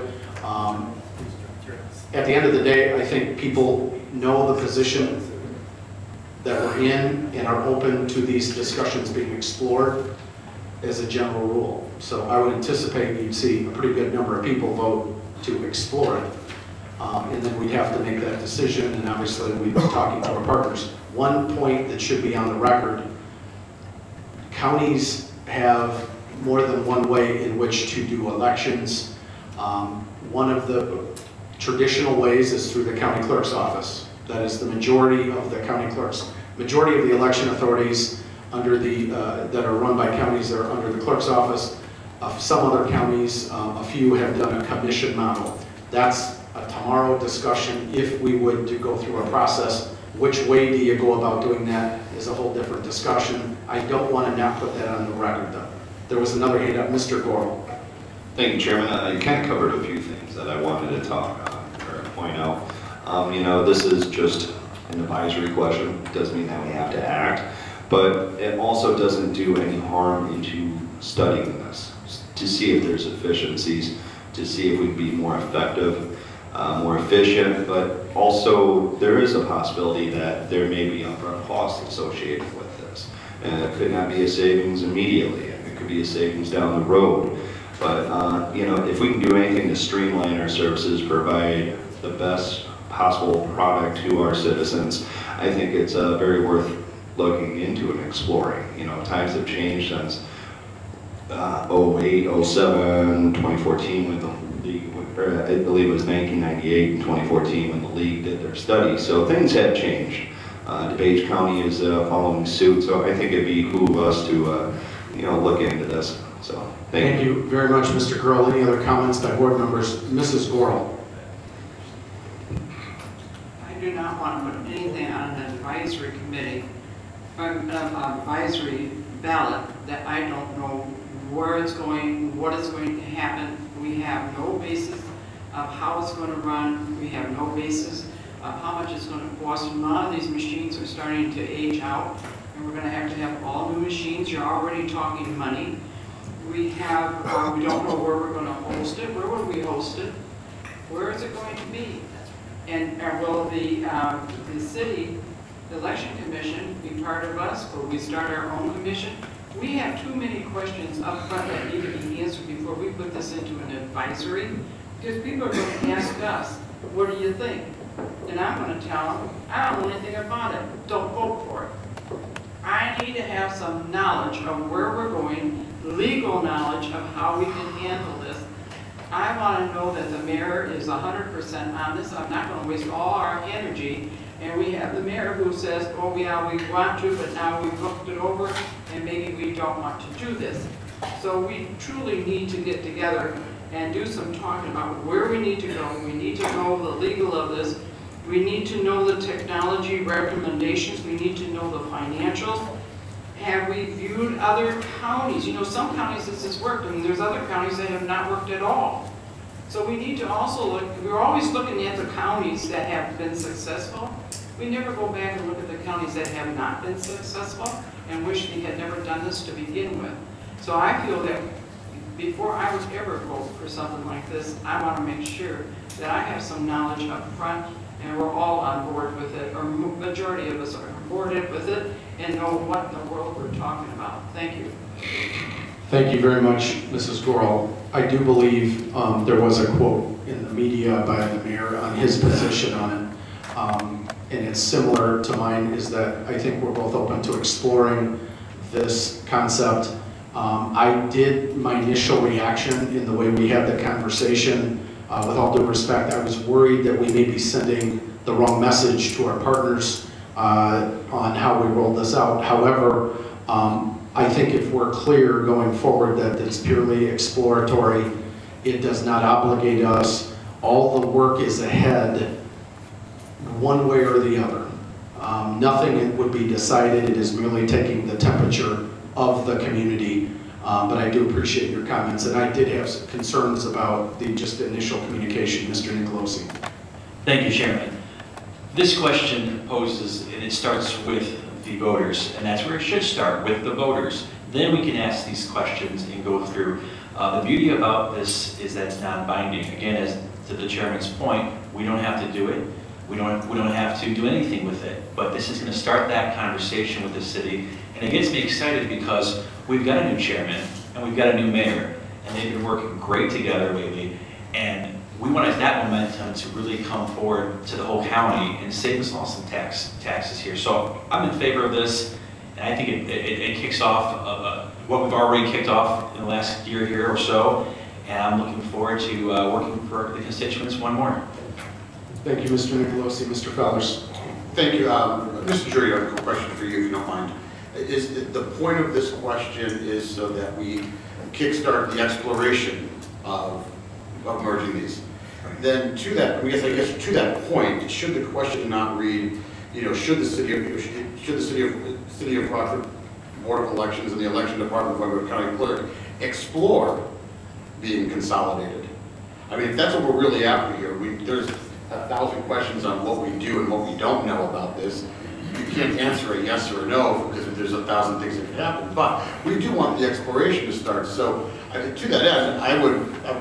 My question, I agree with what you're saying, and actually, this is what the initial resolution says. Shall we have one election authority? And when the votes are tallied and they come in, if it's yes, that means you should explore it. We're not demanding, but I think that's what it says. But well, I would go on to that and say that this should read, explore being consolidated. I mean, I don't want to make it a point of semantics here, but that's the whole point of this, is to kickstart the discussion. Let's make this an affirmative on actually going through it and making sure that they say, we want you to explore this. So let's change the language. So to that end, I would like to make one more amendment to this question, that it should read, should the City of Rockford Board of Elections and the Election Department of the Winnebago County Clerk explore being consolidated? I think that satisfies what everyone here has been talking about, what we should be doing, and that way it's a nice balanced question. We have a motion by Mr. Fellers to add the word explore to the ballot, non-binding ballot question. We have a motion by Mr. Fellers to add explore to the discussion, or to the ballot question, and a second by Mr. Webster. The amendment to the amendment is before the board for discussion. Thank you, Mr. Fellers. Thank you, Mr. Webster. With that, we have a motion and a second to amend our amended resolution that would add the word explore to the non-binding resolution related to election consolidation. With that, kind of interesting how this one will go. Clerk McCall, would you please call the roll on the amendment to the amended motion to add explore? A yes adds the word explore, a no does not. Mr. Biondo? Since they're the same, no. Mr. Booker? No. Mr. Boomer? Yes. Mrs. Crosby? Yes. Mr. Fellers? Yes. Mr. Fiducia? Yes. Mr. Girl? No. Mrs. Goro? Yes. Mr. Hoffman? No. Mr. Jury? No. Mr. Kelly? No. Mr. McDonald? No. Mr. Nicolosi? No. Mr. Salgado? Yes. Mr. Schultz? No. Mr. Sassoni? No. Mr. Webster? Mr. Webscott? No.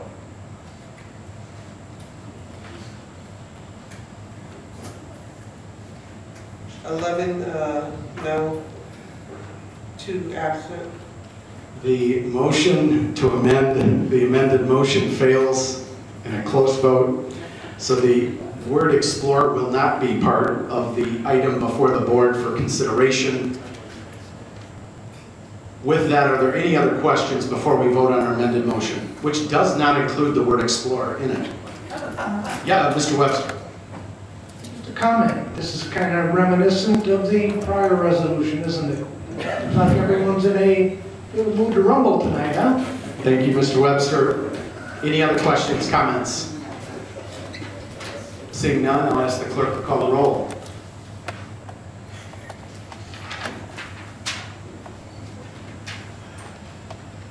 Mr. Biondo? Yes for the amended resolution. Mr. Booker? Yes. Mr. Boomer? Mrs. Crosby? No. Mr. Fellers? Pass. Mr. Fiducia? No. Mr. Girl? Yes. Mrs. Gore? Mr. Hawkins? Yes. Mr. Jury? yes. Mr. Kelly? Yes. Mr. McDonald? Yes. Mr. Nicolosi? Yes. Mr. Salgado? Yes. Mr. Schultz? Yes. Mr. Tassoni? Yes. Mr. Webster? Yes. Mr. Westcott? Yes. Mr. Fellers? Yes.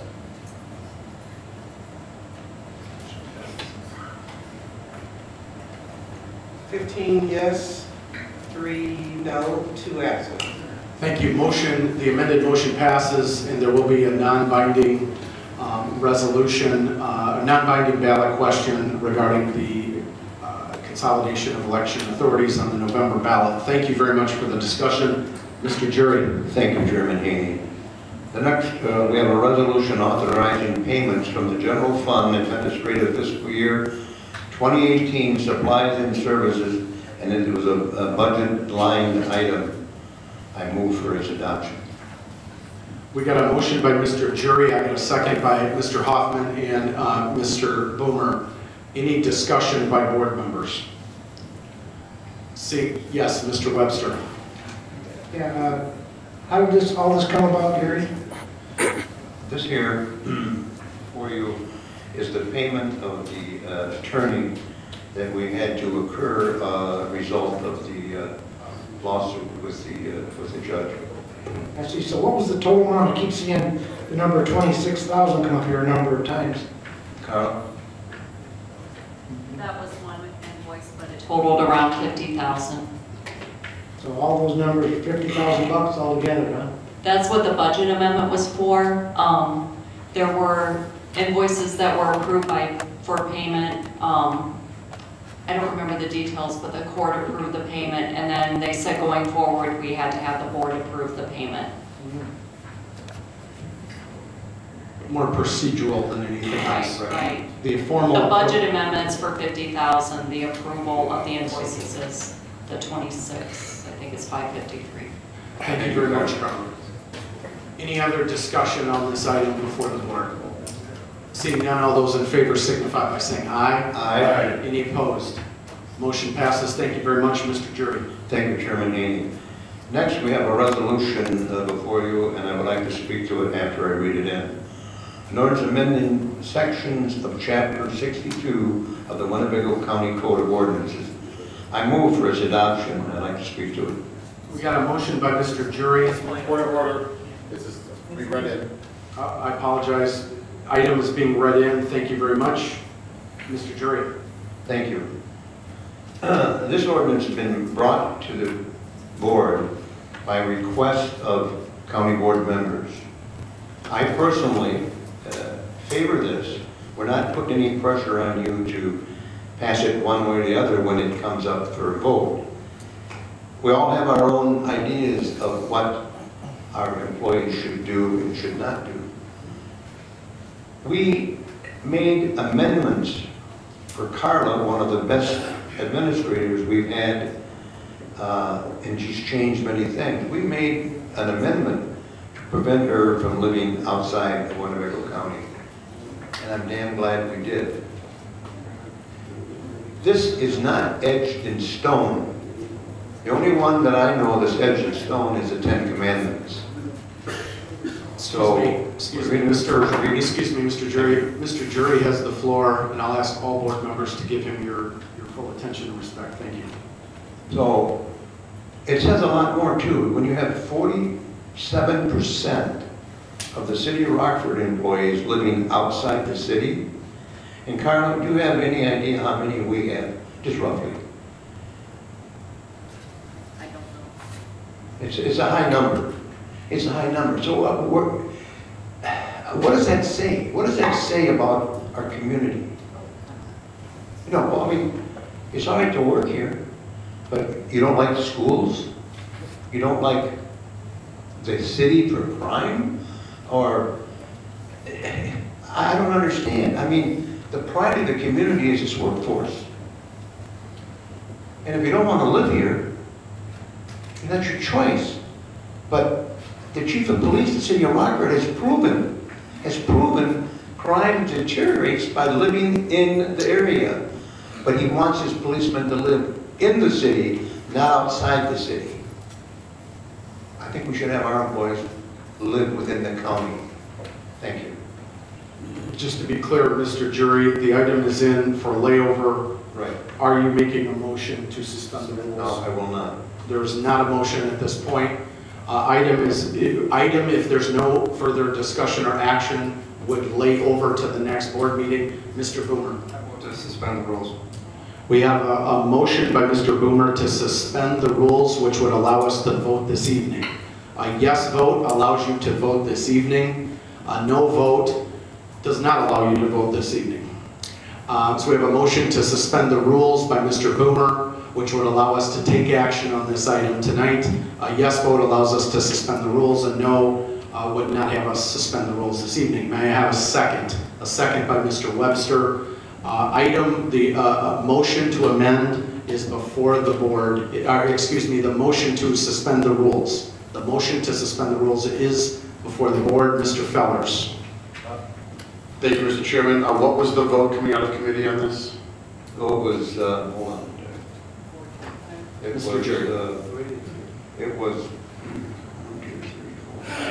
6-2. Thank you.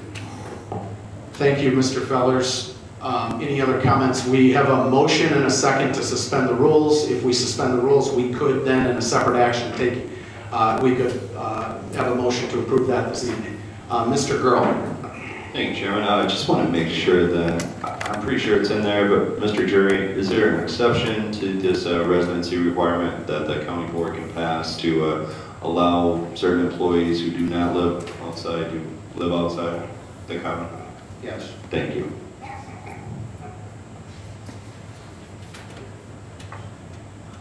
Any other comments by board members? Mr. Biondo. Oh, this is suspension. Mr. Biondo? I'm sorry, we're doing suspension. Yes, right now the only thing we're really focused on is do we want to suspend the rules this evening? And if we suspend the rules, then we can motion in and take action this evening. So that is Mr. Boomer's motion that's been seconded. A yes vote allows us to suspend the rules. Seeing none, I'll ask the clerk to call the roll on the motion to suspend the rules. A yes vote allows us to suspend. Mr. Booker? Yes.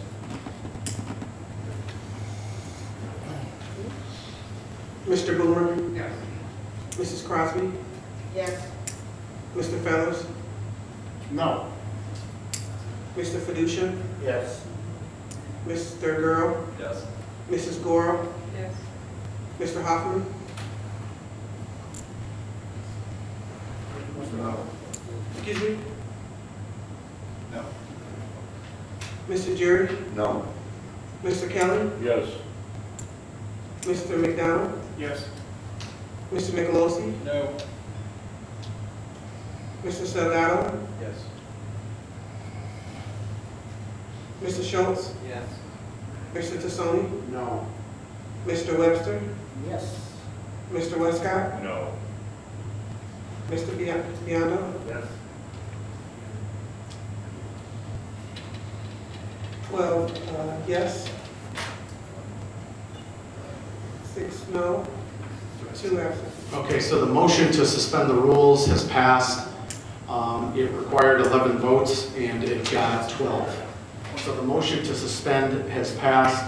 I'll turn things back over to, I have Mr. Biondo, and then Mr. Jury, I'll come back to you. Mr. Biondo. Just a point of order, does this have to be unanimous to suspend the rules? No, it is not a zoning item. Takes 3/5 of members present. With that, Mr. Jury, I'll turn it back over to you. Thank you. I guess now it doesn't have to lay over.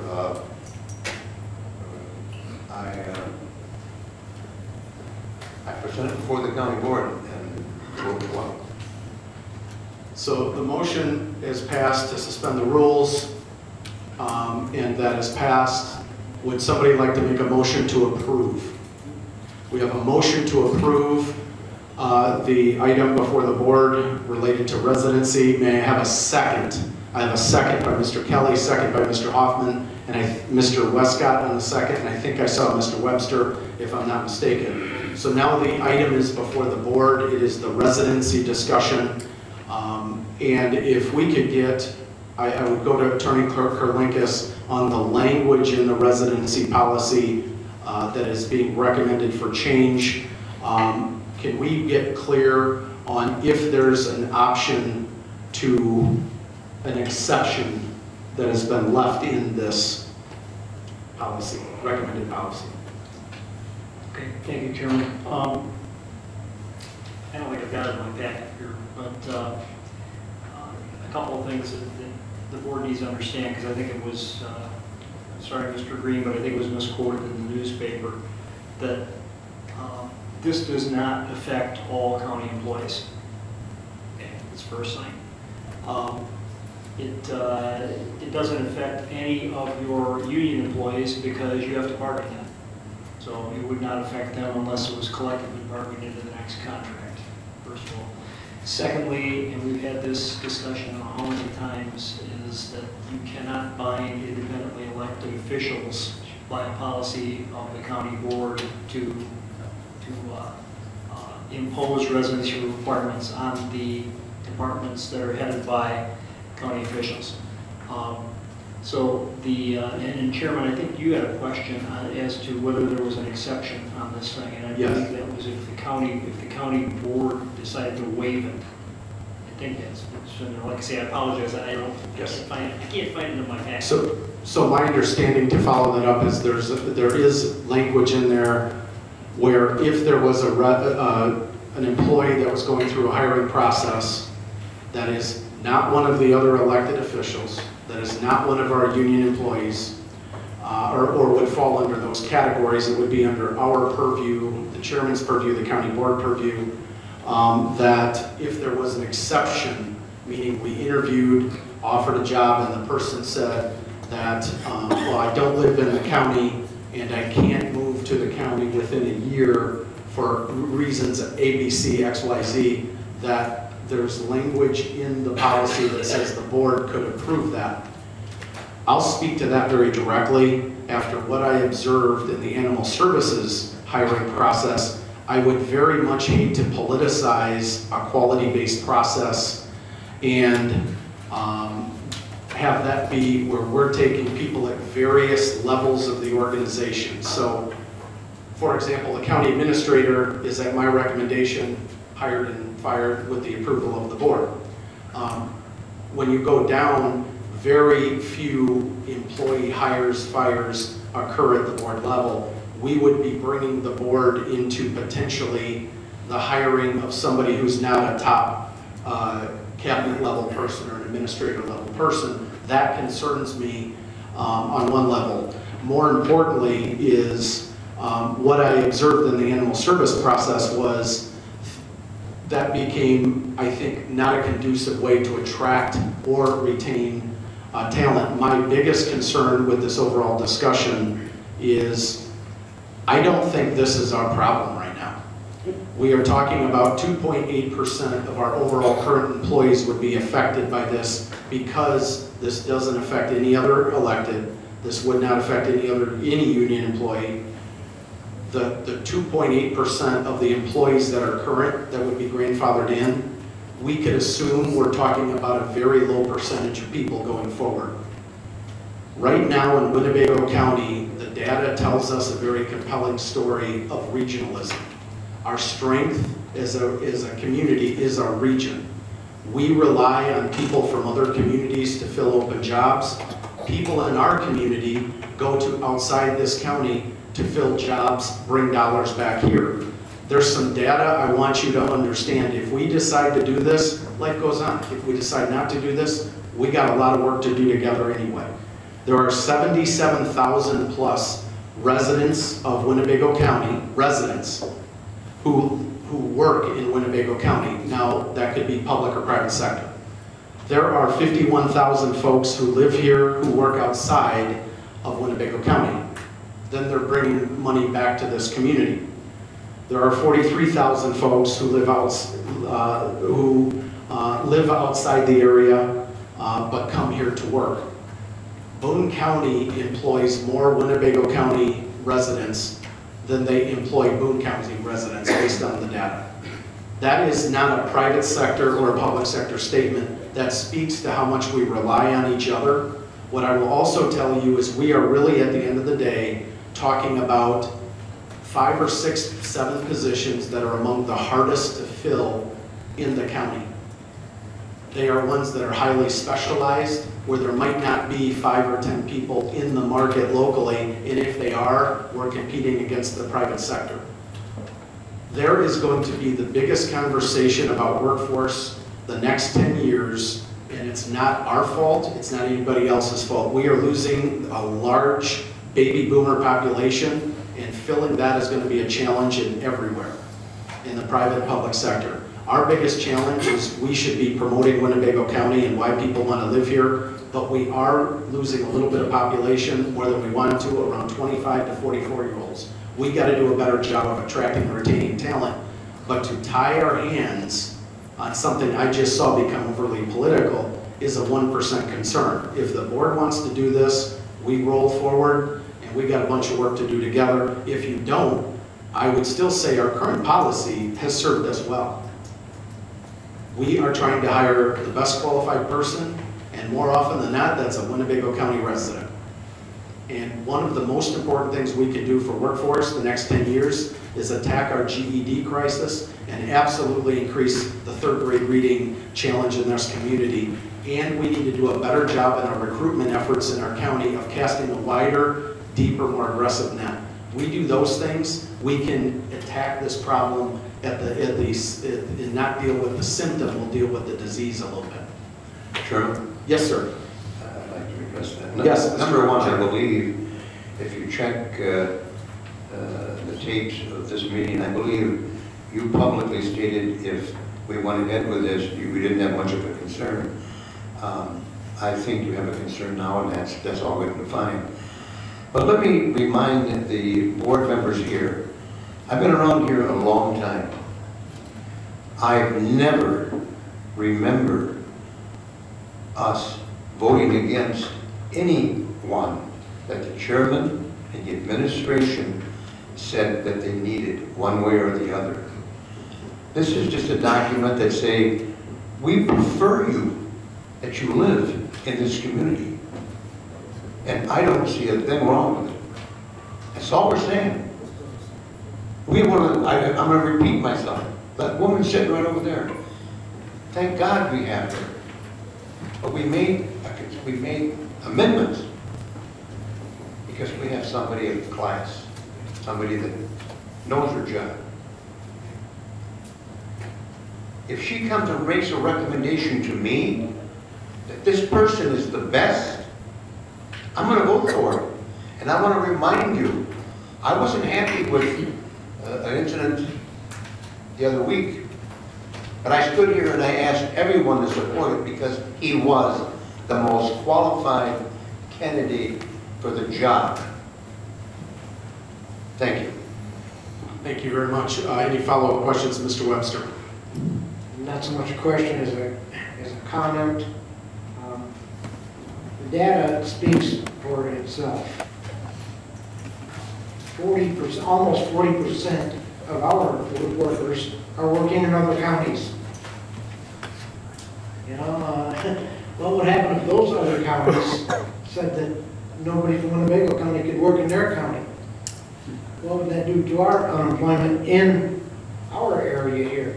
You know, I don't always agree with the chairman, as most of you know, but I do agree with them in this instance here. I mean, this is for such a small percentage of the people that are affected. Once you take out the elected and the unions and whatever else there, we're looking at, you know, and as you suggest, you said it was a suggestion, it's not, you're making it a law here. Yeah, I just don't agree with this at all. Thank you. Thank you, Mr. Webster. We agree more often. I have Mr. Hoffman, then I have Mr. Fiducia, and then I think I saw another hand up. Mr. Hoffman. Thank you, Chairman. You're going to get the kinder Joe here anyway. I listened to what everybody said. Here's my take on it, okay? As probably the person who's worked for this county longer than anybody in this room.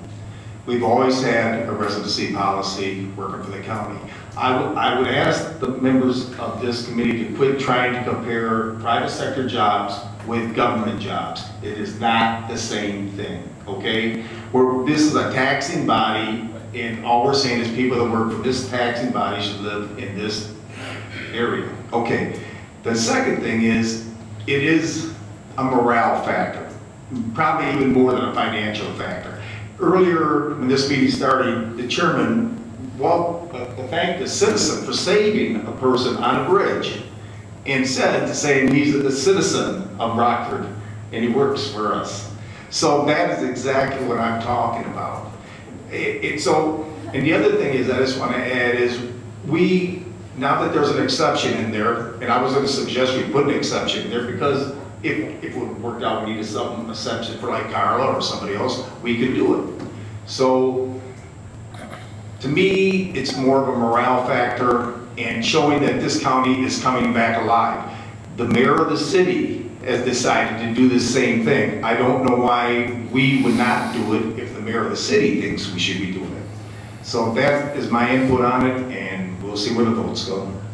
Thank you very much. Call the question? Thank you very much, Mr. Hoffman.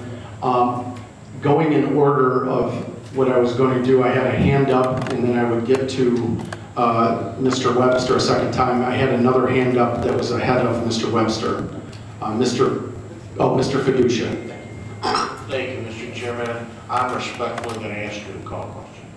We have a motion to call a question by Mr. Fiducia. We have a second by Mr. Boomer and a happy Mr. Webster. And a second also by Mr. Feller. So to call a question, we would need 12 votes to end discussion. We got a motion and a second to call a question. I will ask the clerk to call the roll on calling the question. Mr. Boomer? Yes. Mrs. Crosby? Yes. Mr. Fellers? Yes. Mr. Fiducia? Yes. Mr. Gurl? Yes. Mrs. Goro? Yes. Mr. Hoffman? Yes. Mr. Jury? Yes. Mr. Kelly? Yes. Mr. McDonald? Yes. Mr. Nicolosi? Yes. Mr. Salgado? Yes. Mr. Schultz? Mr. Tassoni? Yes. Mr. Webster? Yes. Mr. Westcott? Yes. Mr. Biondo? Yes. Mr. Booker? Yes. 18 yes, 2 absent. Bad call on my part, should have done a voice vote. Thank you very much. We've called the question. So we will, the item before the board is the adoption of the resolution on residency. No further discussion at this point. So a yes vote is to pass the residency discussion. A no vote would leave the current policy, residency policy in place. Clerk, I'll ask the clerk to call the roll, please. Oh, point of order by Mr. Biondo. What's the current, do you have a residency requirement? Yes, just, we've called the question, but yes, we do have a current residency policy administratively approved on exceptions. We'll ask the clerk to call the roll on the item. Mrs. Crosby? No. Mr. Fellers? No. Mr. Fiducia? No. Mr. Gurl? Yes. Mrs. Goro? Mr. Hoffman? Yes. Mr. Jury? Yes. Mr. Kelly? No. Mr. McDonald? Yes. Mr. Nicolosi? Yes. Mr. Salgado? Yes. Mr. Schultz? No. Mr. Tassoni? Yes. Mr. Webster? No. Mr. Westcott? Yes. Mr. Biondo? No. Mr. Booker? No. Mr. Boomer? So the item fails. Mr. Jury. Thank you, Chairman Haney.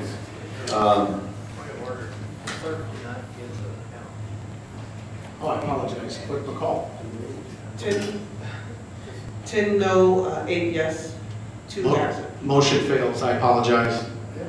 Mr. Jury. Thank you. Next, we have 2 ordinances that were read in, and I'm going to read them in for their adoption a second time. We have an ordinance creating section of 6-2026 of Chapter 62, the Winnebago County Code of Ordinance, and I move for its adoption.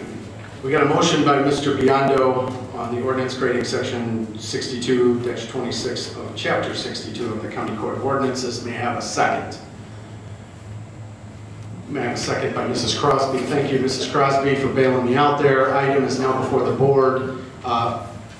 If it's okay, I'll ask either Mr. Jury or Carla for a quick overview of this item. Go ahead, Carla. You can. This is social media.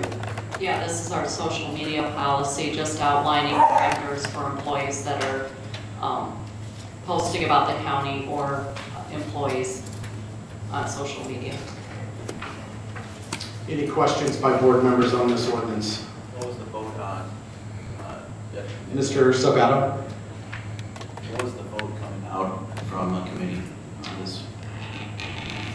I believe it was unanimous. I do not believe there was any negative votes out of committee. It was unanimous of all members present. Thank you for the question, and thank you, Mr. Jury. Any other discussion of board members on the social media policy before the board?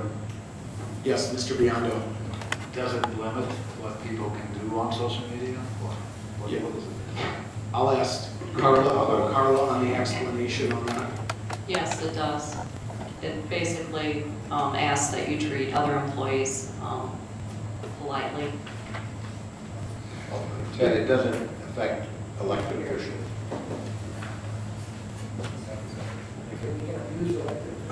Thank you. Yes, Mr. Salgado. Just to follow up to Mr. Biondo, is there anything that has to do with HR then that can take action, disciplinary action against an employee for posting? Yes. Is there policy? What's that policy? Is there termination? Is there written notice? There would be discipline, either oral or written, which, if not, remedy could result in termination. Okay, so, thank you. Mr. Fellers. Thank you. I'm going to follow up on the last two questions. So to be clear, this is essentially an anti-bullying online policy? Yes. Thank you. Thank you, Mr. Fellers. Thank you, Carla. Any other discussion by board members? Seeing none, all those in favor signify by saying aye. Aye. Any opposed? Motion passes unanimously. Thank you very much, Mr. Jury. Thank you. The next one is an ordinance amending sections of Chapter 2 of the Winnebago County Code. I move for its adoption, but I would like to speak to it. We have a motion by Mr. Jury on the ordinance amending sections of Chapter 2 of the County Code of Ordinances. May I have a second? Mr. McDonald on the second. Thank you very much. Item is now before the board. Mr. Jury. Thank you. This is exactly what it says. However, Carla, what was actually changed in this document? I mean, we never got one with the red lines. What, you know? Oh, that was provided at committee, but basically it clarifies the duties of the chairman and myself. And then we had originally in the ordinance had where department heads were recommended or recommended by the county administrator, approved by the chairman, but we expanded that to be both hiring and firing. Thank you. I'm going to support this document, but I would ask that I be furnished a copy of what was exactly changed. Sure, That's we can do that. And would you do the same thing for the board? So, because it was brought up in caucus, and I couldn't answer the whole thing. So, something you don't like, we can always amend it. Thank you. Thank you very much. Adoption. We got a motion and a second. The item is before the board. Ordinance amending Chapter 2. Any other discussion by board members? Seeing none, all those in favor signify by saying aye. Aye. Any opposed? Motion passes unanimously. Thank you very much, Mr. Jury. Thank you, Chairman Henny. That concludes our report. Thank you very much, Mr. Jury. Next item of business, Public Works Committee, Mr. Kelly. No report, thank God. Thank you, Mr. Kelly. Next item of business, Public Safety Committee, Mr. Fiducia. Thank you, Mr. Chairman. It's animal stories. Animal Services had 1,046 calls for service. We took in 167 dogs, 214 cats, 2 domestic rabbits, and 54 wildlife. We rescued 12 dogs and 31 cats. We've also adopted out 35 dogs, 71 cats, 1 domestic rabbit, and 2 lizards. That concludes my animal stories. Thank you. Any unfinished business? Any new business? Yes, Mr. Webster. We got a couple of appointments, if that's okay. Then we will allow you to stick down our board appointments in for layover. We have the Board of Health, Jonathan Logerman, who is an alderman who's replacing Mr. Durkee and is the mayor's, I believe, appointment per protocol to the Board of Health. And I will let Mrs. Gorel speak to that after I read in one more, if that's okay. The Pecatonica Cemetery Association, Paul Seaton. This is a reappointment, which I support both items. Mrs. Gorel. I would like to suspend the rules on that, please. On both items? Yes. Okay, we have a motion by Mrs. Gorel to suspend the rules, which would allow us then, in a second motion, to take action tonight on both the Board of Health and Pecatonica Cemetery Association appointments, second by Mr. Westcott and Mr. Fiducia. All in favor of suspending the rules signify by saying aye. Aye. Any opposed? We've suspended the rules. I'd entertain a motion.